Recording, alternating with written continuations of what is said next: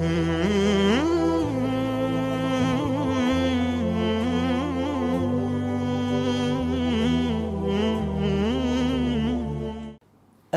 عليكم ورحمة الله وبركاته. بسم الله والحمد لله والصلاة والسلام على حبيبنا وأسوتنا وقدوتنا وشفيعنا رسول الله صلى الله عليه وآله وسلم. هل يجوز التهنئة أو الاحتفال بالكريسماس؟ قبل ما نتكلم في الناحية الشرعية تعالوا نعرف بعض الحقائق، بس نصلي على حبيبنا صلى الله عليه وآله وسلم. بداية عايزين نعرف يعني إيه كريسماس؟ كريسماس إحنا كنا وما زلنا لما بنشوف حد من الأجانب لما كان يحصل له موقف كده مفاجئ أو يندهش كان على طول يقوم قايل الكلمة دي: أو جيسس كرايست. جيسس يعني المسيح، وكرايست يعني المنقذ أو المخلص. كلمة كرايست لما نحطها مع كلمة ماس اللي هي معناها بالفرعونية معناها ميلاد، يبقى معناها كريسماس اللي هي ميلاد المسيح أو ميلاد المنقذ أو المخلص. خد بالك من حاجة، يبقى إذن قبل ما نخش في الموضوع كان لازم نعرف إيه معنى كريسماس. كريسماس يعني ميلاد المنقذ أو المخلص، ودي أول نقطة نقف فيها مع هذا المقطع الهام.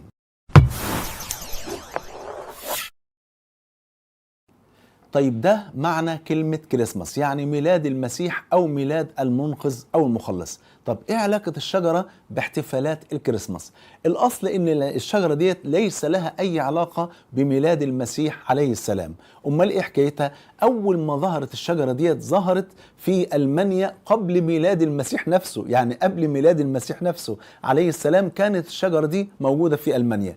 إيه حكايتها؟ كان في ناس في ألمانيا كانوا بيعبدوا الشجر من دون الله سبحانه وتعالى، وكان كل واحد فيهم يقطع شجرة معينة ويروح بها في البيت ويظبطها ويزينها ويقعد يعبدها من دون الله هو والأسرة بتاعته. وبعدين في سنة 683 وفي عهد البابا بونيفاس بعت بعثة تنصيرية أو تبشيرية إلى ألمانيا. العجيب إن هو سبحان الله إن كل أهل ألمانيا تقريبا دخلوا في النصرانية، ومع ذلك لم يتخلوا أبدا عن تلك العادة المقدسة عندهم وهي وجود الشجر ديت. فمع وجودهم في النصرانية إلا أنهم برضو احتفظوا بالطقوس بتاعة الشجرة في اليوم دوت، وبدأوا يزينوها ويجملوها، بل ويحطوا فوقيها نجمة معينة، النجمة ديت لها دلالة معينة.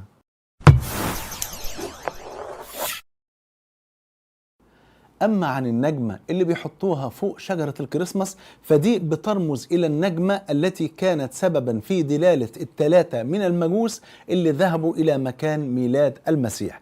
ايه الدليل على كده؟ عندهم في انجيل لوقا في فقرة او في رواية بتقول ان كان في 3 من المجوس كانوا بيعبدوا النار عياذا بالله، وبعدين كانوا بينتظروا ميلاد المسيح على احر من الجمر، وفي يوم من الايام انطفأت النار اللي كانوا بيعبدوها من دون الله، وبعدين شافوا نجم في السماء فضلوا ماشيين وراه من بلاد فارس الى ان وصلوا الى فلسطين الى بيت لحم في المكان الذي ولد فيه المسيح عليه السلام، وظلوا هناك حتى آمنوا مع المسيح عليه السلام.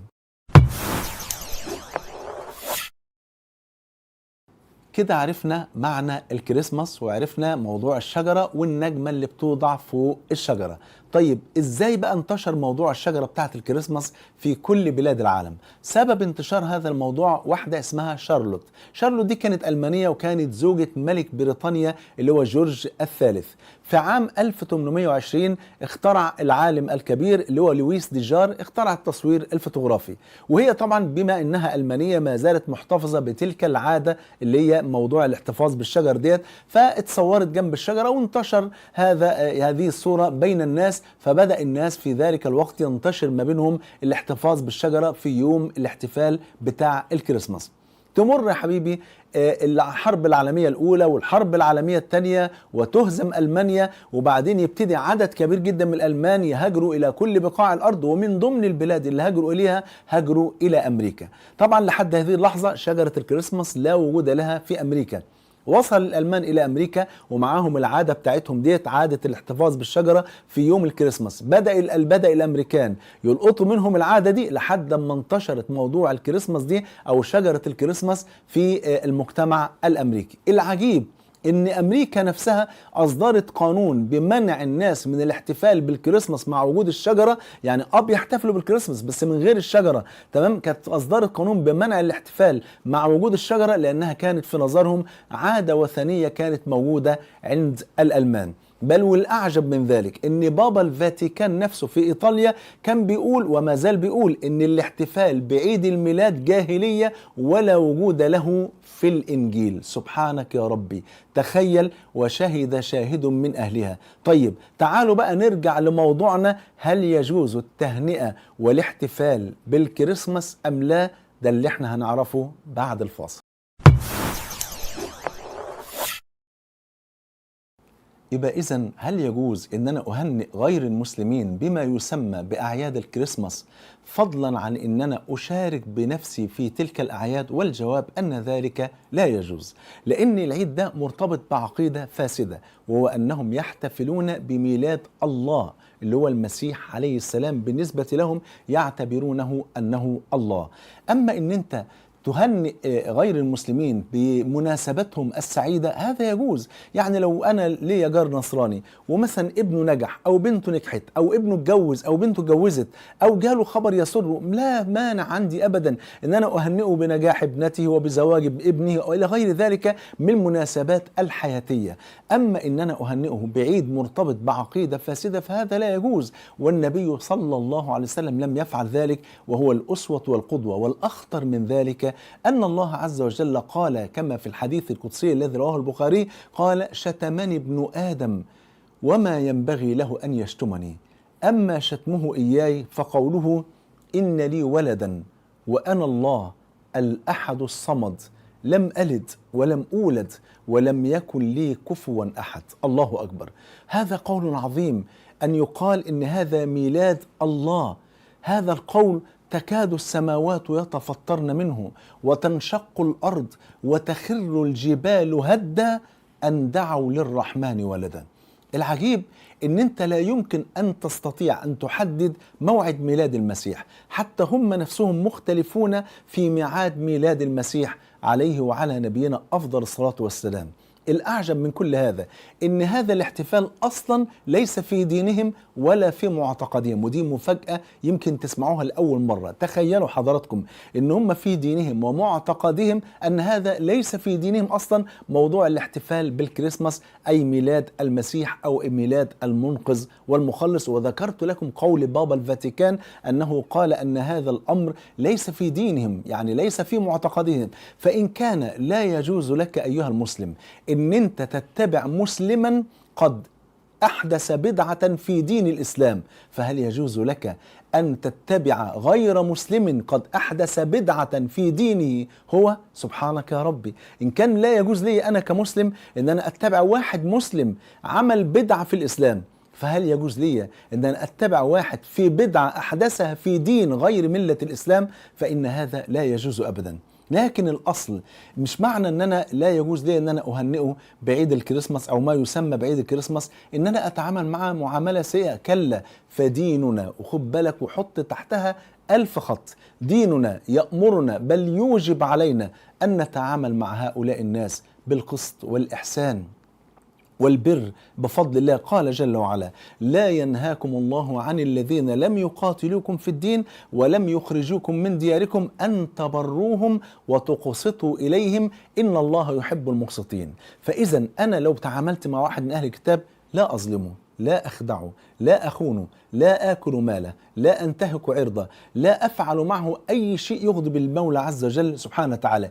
اسمع لقول النبي بعد ما تصلى عليه صلى الله عليه وسلم حينما يقول: من، خد بالك، شوف تخيل، بيقول: من أمن رجلا على دمه فقتله فأنا بريء من القاتل وإن كان المقتول كافرا. الله أكبر.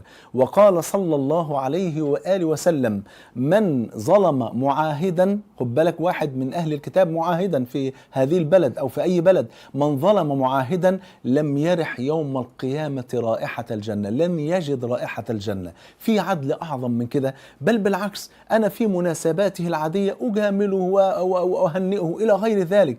أما في أمر مقترن بعقيدة فاسدة فهنا لا يجوز أن أنا أهنئه، لأن أنا في اللحظة دي أكون بعترف إن هذا هو ميلاد المسيح اللي هو عندهم هو الله. يعني وهذا أمر عظيم جدا. يبقى إذن يجب علينا أن احنا نحسن إلى هؤلاء الناس، نعود مرضاهم، يعني نزور مرضاهم إذا مرضوا وندعوهم إلى الله سبحانه وتعالى. بل وغاية الإحسان أن تدعوهم إلى الدخول في هذا الدين العظيم أي في الإسلام، لتنقذهم من النار إلى الجنة، إلى جنة عرضها السماوات والأرض. وهذا غاية الإحسان إلى هؤلاء الناس. يبقى إذن مش معنى أن أنا لا يجوز أن أنا أهنئه أن أنا أظلمه، أن أنا أعمله معاملة سيئة. المولى عز وجل يقول وقولوا للناس حسنا، ولم يقل وقولوا للمسلمين حسنا. والنبي صلى الله عليه وسلم سيد ولد آدم الذي ما أرسله الله إلا رحمة للعالمين، وقال عنه وإنك لعلى خلق عظيم. يقول صلى الله عليه وسلم اتق الله حيثما كنت وأتبع السيئة الحسنة تمحها وخالق الناس بخلق حسن. ما رأينا ولا سمعنا أبدا أن النبي صلى الله عليه وسلم ظلم واحدا من أهل الكتاب أو تكلم معه بكلام سيء أو عامله معاملة سيئة. بل زار النبي غلاما يهوديا، والحديث رواه البخاري، من أجل أن يدعوه إلى الله، وكان الغلام في بداية مرض الموت، فقال يا غلام أسلم، فأسلم الغلام، فابتسم النبي وقال الحمد لله الذي أنقذه من النار. بل ثبت أيضا أن يهوديا مر بجنازته من أمام النبي، فقال النبي من هذا؟ قالوا رجل يهودي مات في أقصى المدينة يا رسول الله. فقال النبي صلى الله عليه وسلم بعد أن بكى وقال له الصحابة يا رسول الله أتبكي من أجل يهودي؟ قال صلى الله عليه وسلم أليست نفسا؟ وفي رواية نفس تفلتك مني إلى نار جهنم. إذن نحن نحرص عليهم ونحرص على جلب الخير لهم وإبعاد الشر عنهم، لكن في مناسبتهم التي ترتبط بعقائد فاسدة لا نهنئهم على ذلك، وهذا هو عين العدل بفضل الله سبحانه وتعالى.